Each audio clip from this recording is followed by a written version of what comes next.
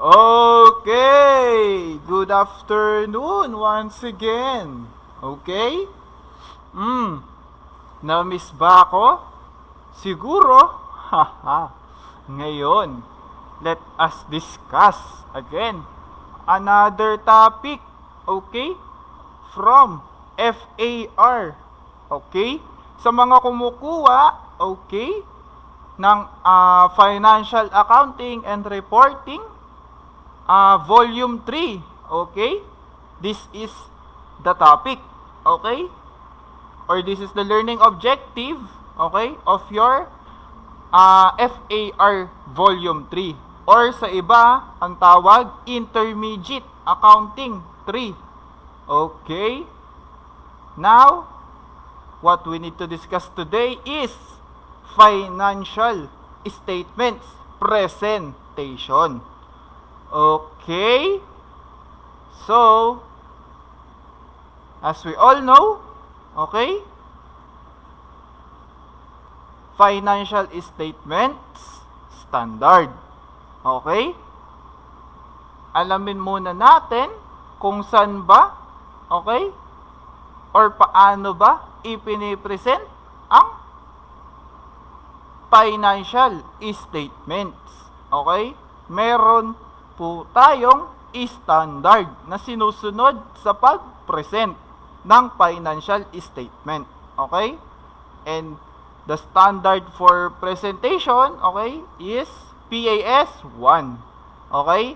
Title, Preparation of Financial Statements. Okay? Next, let's define under this standard what is preparation of financial statements. Okay? Definition from the standard. Okay? PAS 1.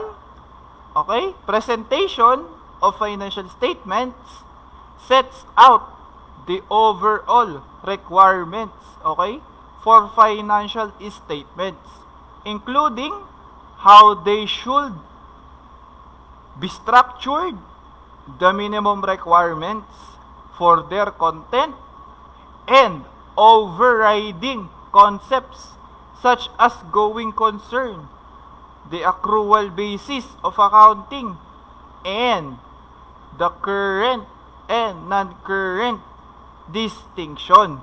Okay? The standard requires a complete set of financial statements. Okay? To comprise a statement of financial position, okay? A statement of profit or loss, or commonly known as income statement, okay? And other comprehensive income. Okay? Kasi po, the original term for statement of profit or loss and other comprehensive income is statement of comprehensive income. Pag po sinabing statement of comprehensive income, doon po makikita na magkasama po ang income statement, okay, and other comprehensive income. Okay? So, next, A, okay, a statement of changes in equity and a cash flow statement or statement of cash flows. Okay? Now, let's have the complete set, okay, of general purpose financial statements. Okay? Now, we have 5, okay, general purpose financial statements. Okay? First, we have statement of financial position. Okay? Under this statement, we have shown here, okay, the assets, okay? Under assets, we have current asset, okay? And non-current assets, okay? and equity. Okay? Next, as I mentioned earlier, is statement of comprehensive income. Meaning, magkasama po, okay, yung profit from operations and other comprehensive income. Okay po? And then, the third, okay, statement of changes in equity. Okay? Then, the fourth is statement of cash flows. Okay? And then the last, okay, is the notes to financial statements. Okay? Ito po, okay, yung limang, okay, general purpose financial statements. Okay? Now, let's discuss, okay, financial accounting.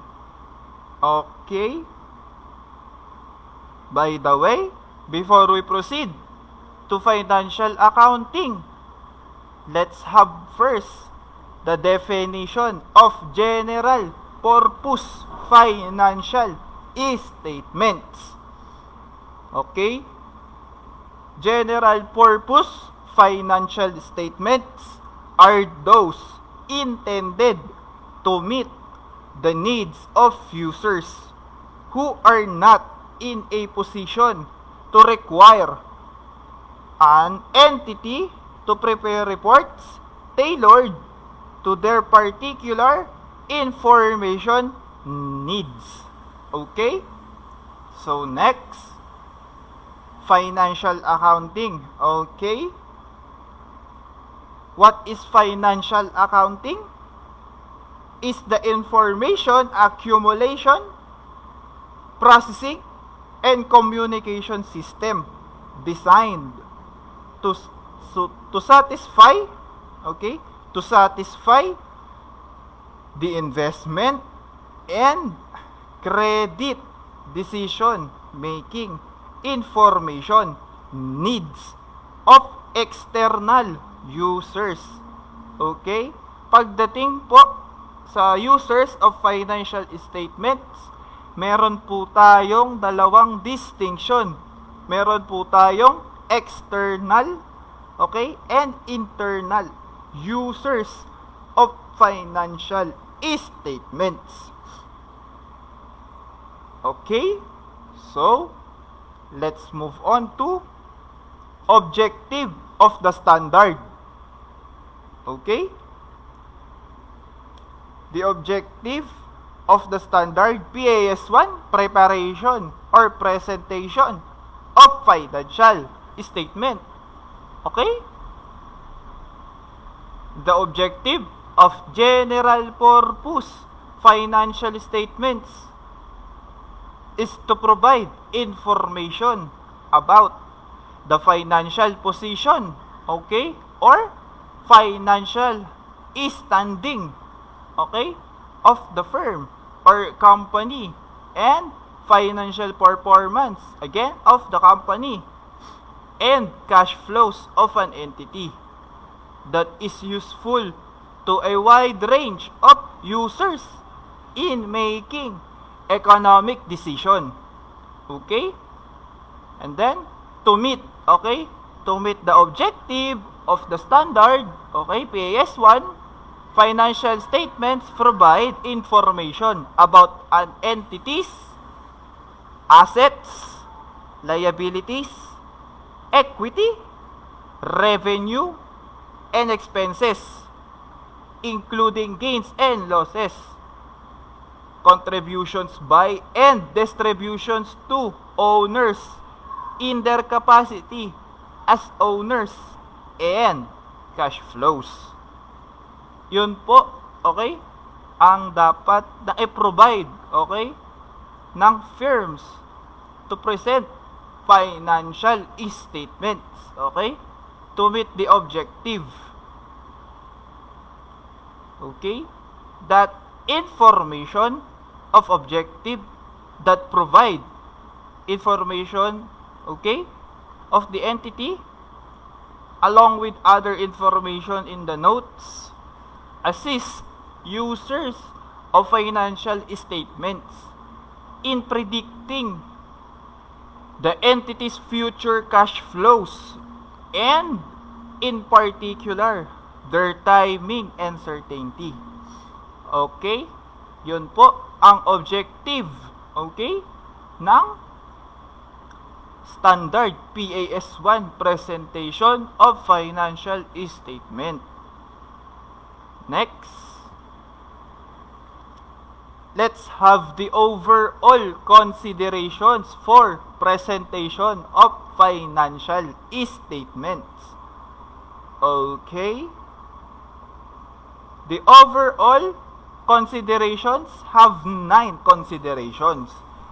9 considerations in total. Okay? To present financial statements. What are those 9 considerations? First, fair presentation and compliance, okay, with PFRS. Okay? Under this consideration, okay, financial statements shall present fairly the financial position, financial performance, and cash flows of an entity. Fair presentation requires the faithful representation of the effects of transactions, other events, and conditions in accordance with the definitions and recognition criteria for assets, liabilities, income, and expenses set out in the framework. Okay? The application of PFRSS with additional disclosure when necessary is presumed to result in financial statements that achieve a fair presentation. Okay? Yun po. Okay? Ang consideration. First consideration. Okay? Fair presentation and compliance with PFRS. Okay? Next consideration is accounting policies. Okay? Management should select and apply an enterprise accounting policies so that the financial statements comply with all the requirements of each applicable financial reporting standards. Where there is no specific requirement, management should develop policies to ensure that the financial statements provide information, okay, that is relevant and reliable. Okay?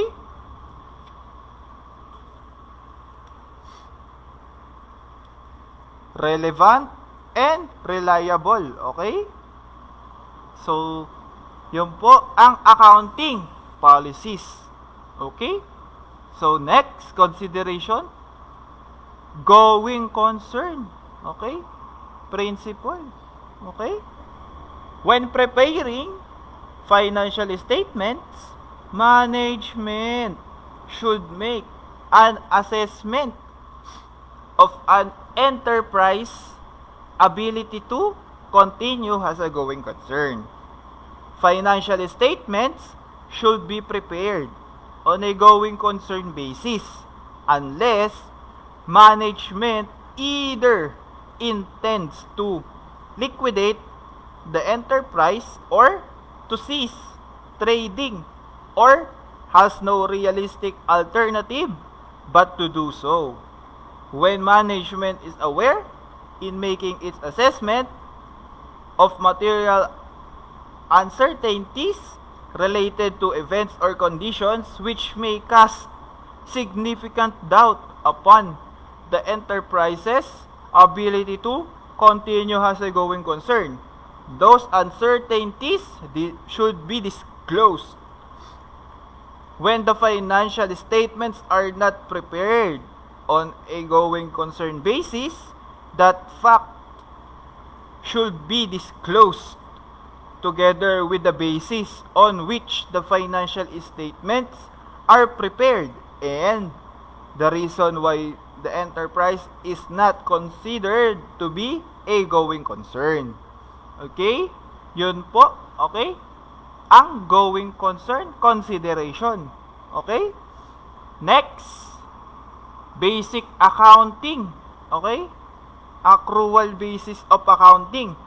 We all already, okay, known that our basis, okay, for our basic accounting concepts, okay, is accrual basis of accounting. Okay? So, pag inaral mo ulit yung adjusting entries, as you can see, only deferrals, okay, have methods. Kasi po, yung accrued, okay, or yung accruals is our basis, okay, for accounting. So, what is this consideration for presentation of financial statement? Accrual basis of accounting, okay, an enterprise should prepare its financial statements except for cash flow information. Under the accrual basis of accounting, the accrual accounting, a company records revenues in the accounting period in which they are earned and realized or realizable, and records matches expenses in the accounting period in which they are incurred, regardless of the inflow or outflow of cash. Okay?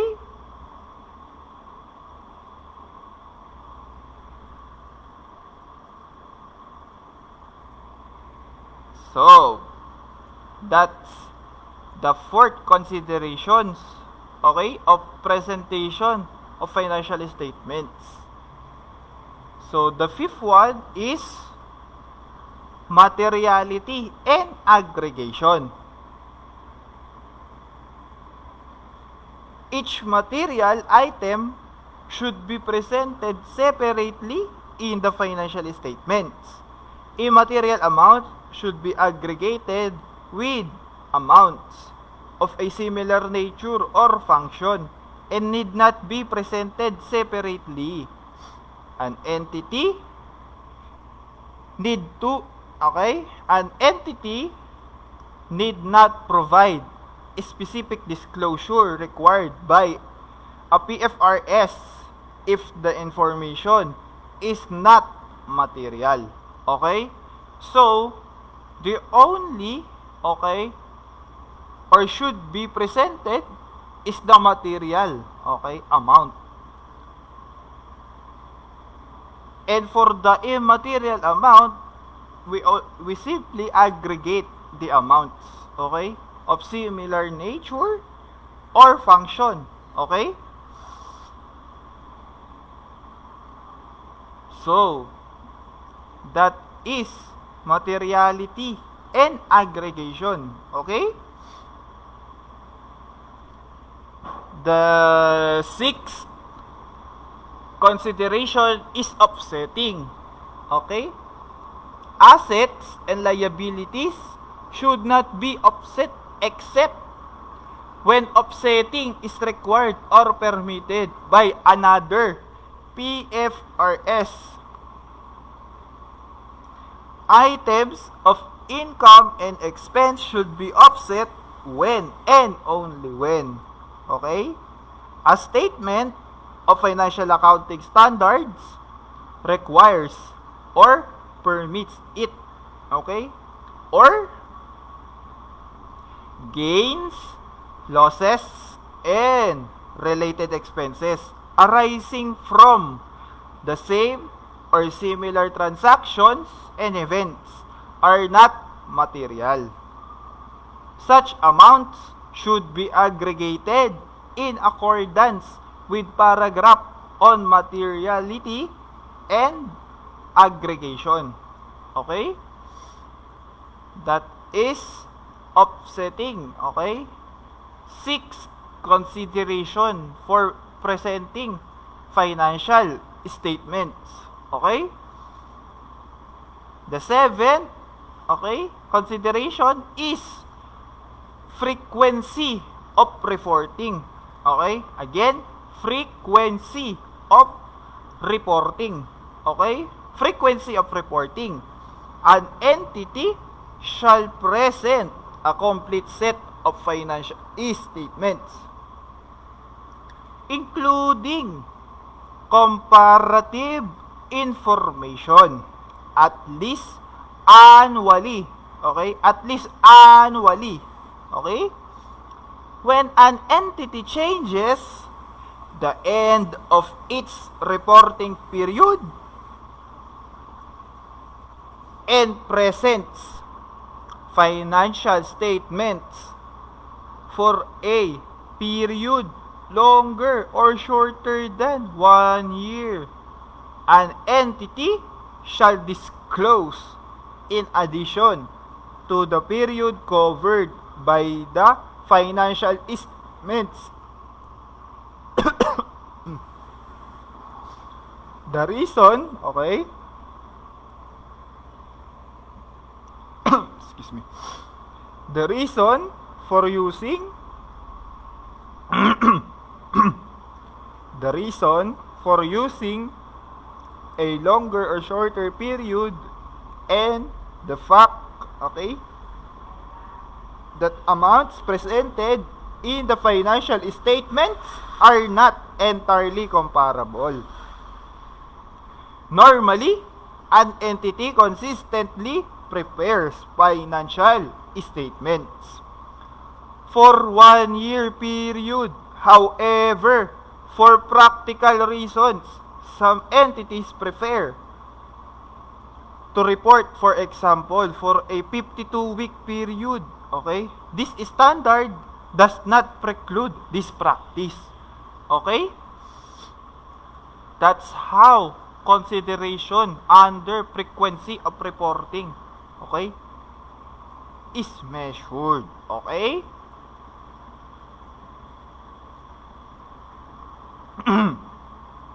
Next is comparative information. Why do we need to compare our company's financial statements information? Okay? To notify, okay, users if how, okay, the entity has in, okay, entity's performance, okay, financial performance, financial standing, and how they consume, okay, the cash flow. Okay? That's how comparative information needs, okay, to be present. Okay? Now, comparative information, okay, unless a statement of financial accounting standards permits or requires otherwise, comparative information should be disclosed in respect of the previous period for all numerical information in the financial statements. Comparative information should be included in narrative and descriptive information when it is relevant to an understanding of the current period's financial statements. And the last consideration, okay, for presenting financial statements is the consistency of presentation. Okay? How you present in the prior year, you should be, okay, present to a current, okay, year. Dapat consistent, okay, yung pagpe-present mo. Okay? The presentation and classification of items in the financial statements should be retained from one period to the next unless, okay, a significant change in the nature of the operations of the enterprise or a review of its financial statements presentation demonstrates that the change will result in a more appropriate presentation of events or transactions or a change in presentation is required by a statement of financial accounting standards or an interpretation. Okay? Interpretation, okay? Meron po tayong tinatawag, okay, na Philippine Interpretations Commission. Okay? Yun po ang ibig sabihin. Okay? Now, let's proceed. Okay? Structure and content of financial statements. Okay?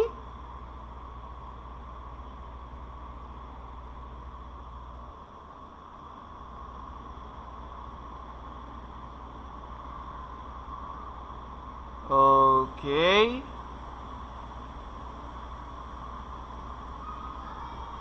Structure and content of financial statements. Okay?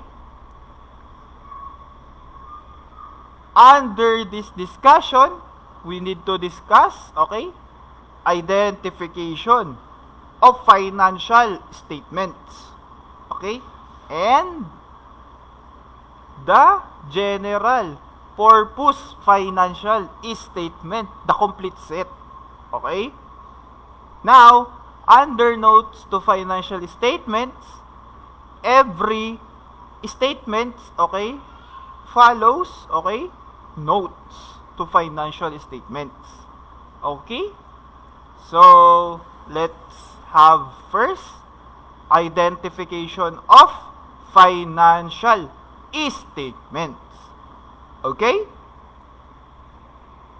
Financial statements shall be clearly identified and distinguished from other information in the same published document. And each component of the financial statements should be clearly identified. In addition, the following information should be prominently displayed and repeated when it is necessary for a proper understanding of information presented. Okay? This should be presented. Okay? The name of the reporting enterprise or other means of identification, whether the financial statements cover the individual enterprise or a group of enterprises. Okay? The date at the end of reporting period or the period covered by the set of financial statements or notes. And the presentation, okay, of foreign currencies, okay, or currencies has defined in PAS 21. Okay? And the level of rounding used in the presentation of figures in the financial statements. Okay? Yun po, okay, ang dapat na information presented, okay, for proper understanding. Yun po dapat ang ating ina-identify. Okay? So, let's proceed, okay, to our complete set of financial statement. Okay, let us first discuss statement of financial position. Okay? Statement of financial position. Okay? As we all know, okay, in our basic accounting, okay, they call us balance sheet. Okay? And this statement, okay, provides information about the financial, okay, standing of the company. Okay? And again, what is shown here, okay, is the assets, liabilities, and equity. Okay?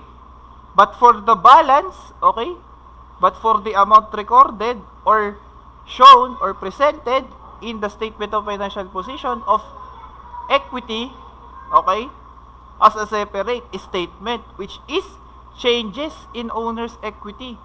So, the only, okay, elements of financial statements that, okay, that the amounts or figures presented in this statement, okay, is assets and liabilities, okay? But for equity figure, it should be came from statement of changes in equity. Okay? So, let us discuss first assets. Okay? Assets. Under statement of financial position, you should be present. Okay? Said by the standard that you should have two distinction, the current and non-current. Okay? So, first, let's discuss current assets. Okay? Ano po ba, okay, ang current assets? Okay? Ang current assets po ay financial assets. Okay? So, ano po ba ang financial assets? Okay? Ang financial assets po is yung mga accounts na cash, financial instruments, trade, and other receivables. Yun po ang financial, okay, assets. Okay? Next, non-current assets. Okay? This time, non-current assets, okay, we simply illustrates the non-financial assets. Okay? Like for example, fixed assets. What is fixed assets? Okay? Property, plant, and equipment. Okay? That is the example, okay, of non-current assets. And also, okay, included in this section, okay, of the asset section, non-current assets is intangible assets. Okay? So, all non-current assets are simply non-financial assets. Okay? So, next, we already discussed this assets to its two distinctions. Now, let's discuss naman yung liabilities. Okay? Like assets, liabilities have two distinctions, current and non-current. Okay? But for current, okay, the current section, okay, the current section is that short-term liabilities. Okay? But, okay, the only thing that you need to present in current liabilities section is that the short-term liabilities of the company. Okay? And for the non-current liabilities,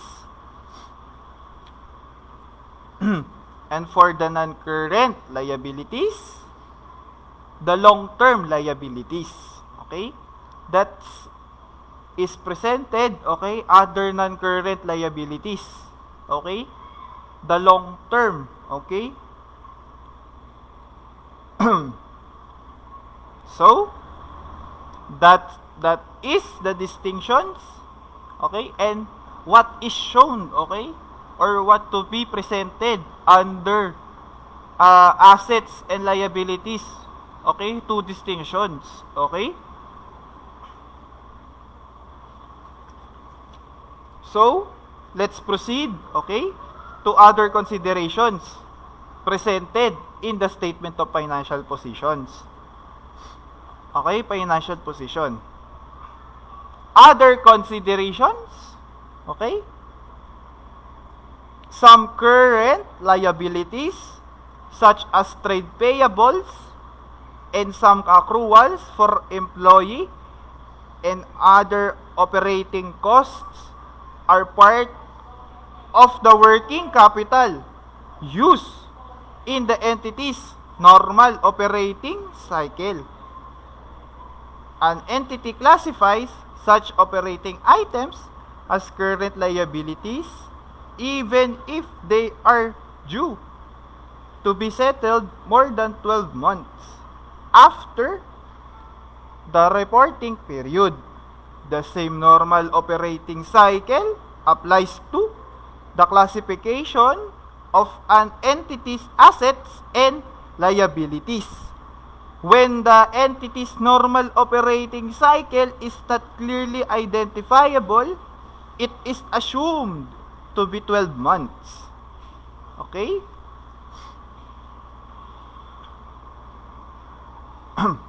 So, other considerations, okay, other current liabilities, okay, are not settled as part of the normal operating cycle, but are due for settlement within 12 months after the reporting period or held primarily, okay, for the purpose of trading. Okay?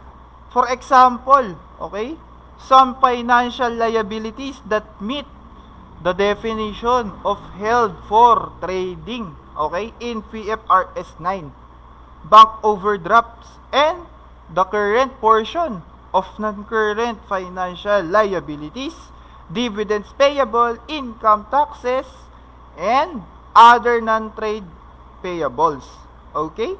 Financial liabilities that provide financing on a long-term basis, okay, for example, okay, are not part of the working capital used in the entity's normal operating cycle and are not due for settlement within 12 months after the reporting period are non-current liabilities. Okay?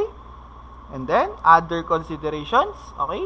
An entity classifies its financial liabilities as current when they are due to be settled within 12 months after the reporting period, even if the original term was for a period longer than 12 months and agreement to refinance or to reschedule payments on a long-term basis is completed after the reporting period and before the financial statements are authorized for issue.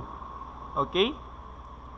So, other considerations, if an entity expects and has the discretion to refinance or roll over an obligation for at least 12 months after the reporting period under an existing loan facility, it classifies the obligation as non-current, even if it would otherwise be due within a shorter period.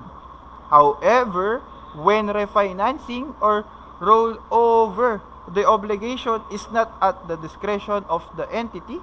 For example, there is no arrangement for refinancing. Okay? The entity does not consider the potential, okay, to refinance the obligation and classifies the obligation as current. Okay? Other considerations, when an entity breaches, okay, a provision of a long-term loan arrangement on or before the end of the reporting period, with the effect that the liability becomes payable on demand, it classifies the liability as current, even if the lender agreed after the reporting period and before the authorization of the financial statements for issue not to demand payment as a consequence of the breach. Okay? An entity classifies the liability as current because at the end of reporting period, it does not have an unconditional right to defer its settlement for at least 12 months after the date. Okay? That's are other considerations for presenting statement of financial position. Okay? Now, let's proceed naman, okay, sa notes, okay, under statement of financial position. Okay? Information, okay, to be presented, okay, either in the statement of financial position or in the notes to financial statements. Okay? An entity shall disclose either in the statement of financial position or in the notes further subclassifications of the line items presented classified in a manner appropriate to the entity's operations. Okay? The detail provided in the subclassifications depends on the requirements of PFRSS and on the size, nature, and function of the amounts involved. An entity also uses the factors set out in paragraph 58, okay, of the standard to decide the basis of subclassification. The disclosures vary, okay, for each item. For example, okay, items of property, plant, and equipment, okay, are disaggregated into classes in accordance with the standard on property, plant, and equipment, PAS 16. Okay? Receivables, okay, are disaggregated into amounts receivable, okay, from trade customers, receivables from related parties, prepayments, and other amounts. Inventories are disaggregated in accordance with the standard of inventories, okay, PAS 2, okay, into classifications such as merchandise, okay, production supplies, materials, work in progress, and finished goods. Okay? Provisions are disaggregated, okay, into provisions for employee benefits, okay, and other items. And equity, capital, and reserves are disaggregated into various classes such as paid in capital, share premium, and reserves. Okay? So, That's how you disclose in the notes, okay? Or either in the statement of financial position. Okay? Now, let's move on to statement of profit or loss and other comprehensive income, or the combination is statement of comprehensive income. Okay? Now, what do we need to present in this statement? Okay? Was, okay, or is the financial performance of the company. Okay? The statement of profit or loss and other comprehensive income, or statement of comprehensive income, shall present in addition to the profit or loss and other, okay, comprehensive income sections. Okay?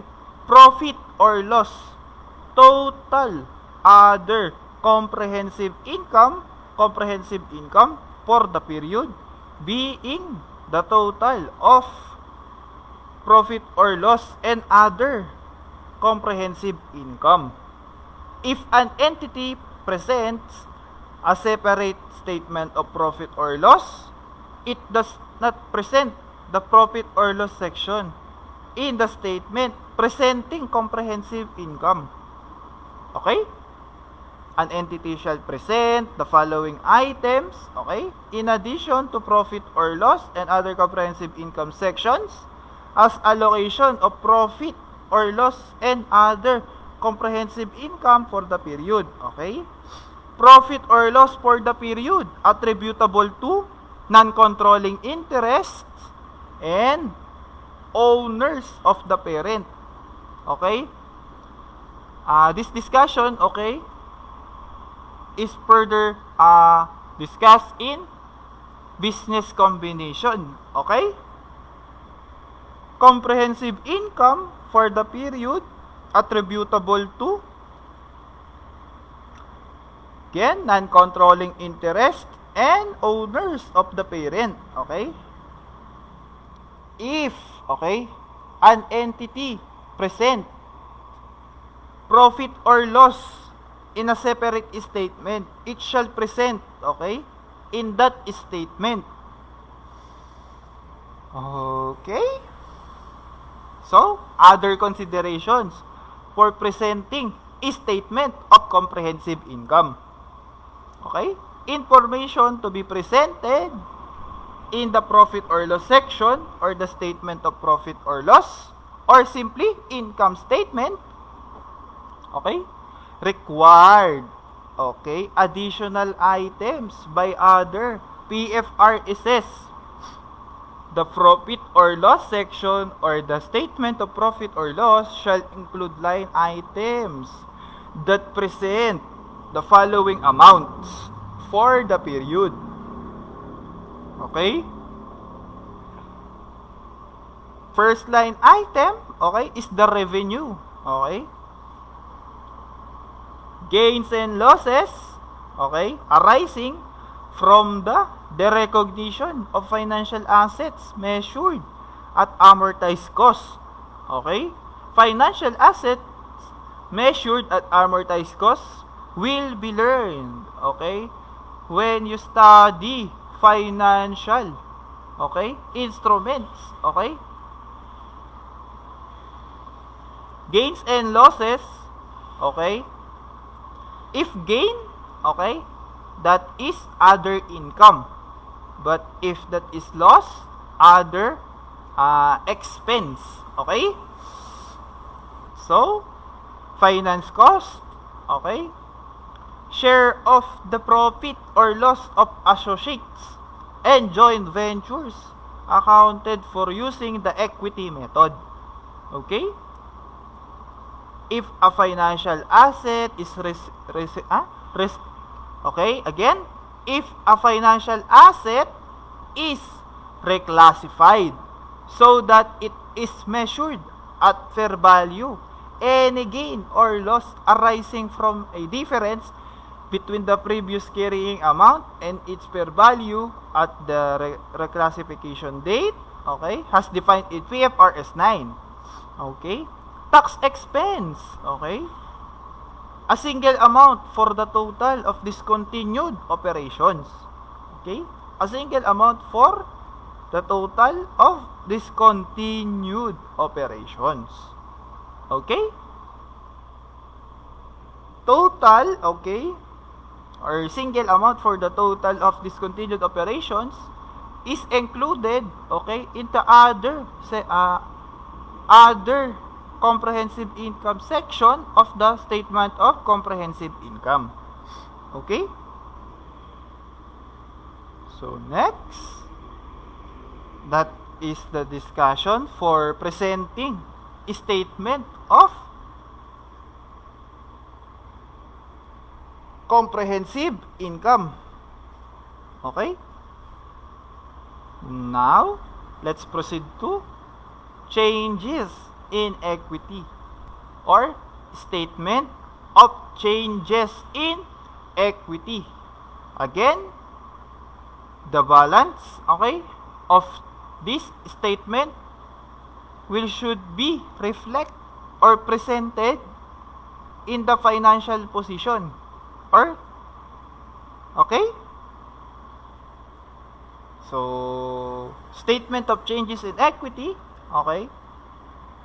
An entity shall present as a statement of changes in equity which shall include the following information. Okay? Total comprehensive income for the period showing separately the total amounts attributable to owners of the parent and to non-controlling interests. Again, this discussion is further discussed, okay, when you study business combination. Okay? Consolidated, okay, statement. Consolidated financial statement. Okay? For each component of equity, the effects of retrospective application or retrospective restatement recognized in accordance with PAS 8. Okay? And for each component of equity, a reconciliation between the carrying amount at the beginning and the end of period, separately disclosing changes resulting from profit or loss, other comprehensive income, and transactions with owners in their capacity as owners showing separately contributions by and distributions to owners, and changes in ownership interests in subsidiaries that do not result in a loss of control. Okay? That is how you present a statement of changes in equity. And then the last, okay, statement of cash flows. Okay? Statement of cash flows. Cash flow information, okay, presented, okay, have three, okay, separate parts. Cash from operating activities, cash from investing activities, and cash from financing activities. Okay? That was to be presented in the statement of cash flows. Okay? What you will be presented, okay, in the cash from operating activities, okay, is the, okay, operations, okay, or normal operation cycle, okay, of the entity. while in investing, okay, all investments, okay, all investments pertaining to the entity, okay, and financing of the entity, okay, that is statement of cash flows, okay. So next or last statement, notes to financial statements, okay.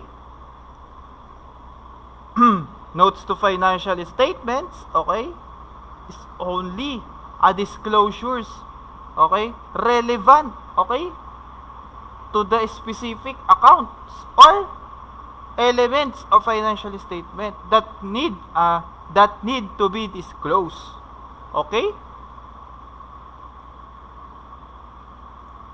Now let's proceed to illustrative, okay, presentation of financial statement. After this, okay, tapos na tayo, okay, mag-discuss ng financial statement presentation and disclosure, okay. So this is the illustrative or samples financial statements, okay. First, we have comparative statement of financial position, okay. This is what to be presented, okay, for this statement. Again, the balance or the figures presented in this statement under equity came from statement of changes in equity, okay. So this is how to this is what to be provide, okay, in this statement, okay. So next, profit or loss, okay, and then total comprehensive income or other comprehensive income, okay.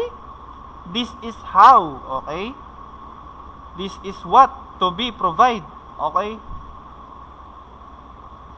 under this statement, comprehensive income, okay. And then changes in equity, okay. This is how you, okay, this example, okay, is a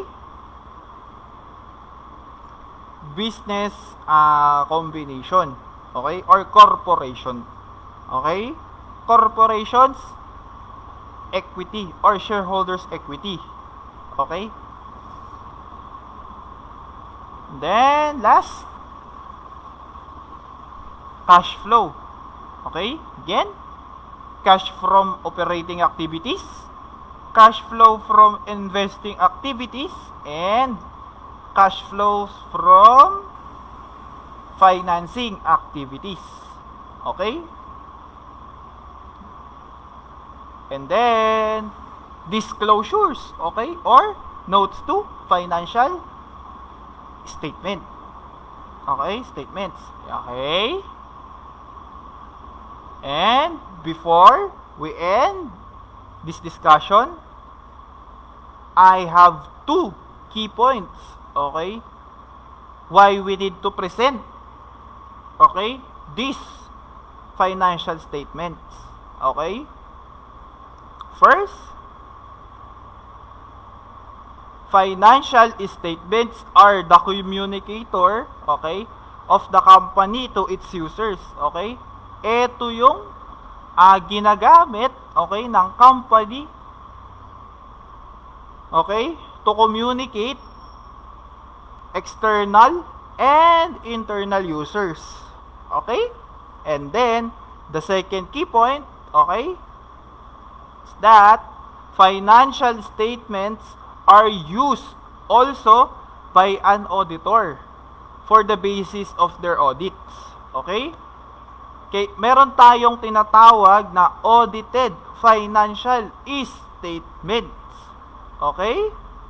Kasi, hindi naman, porkit nakagawa ka na, after the accounting period is tama na talaga, okay? Or fairly presented na, okay?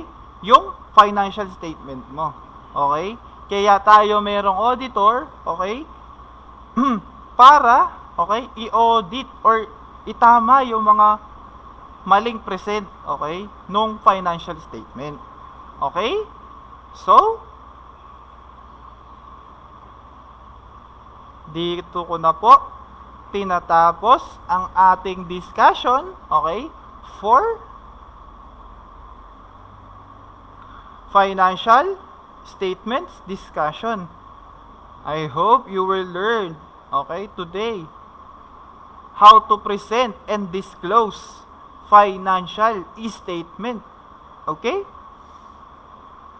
Thank you for listening. God bless.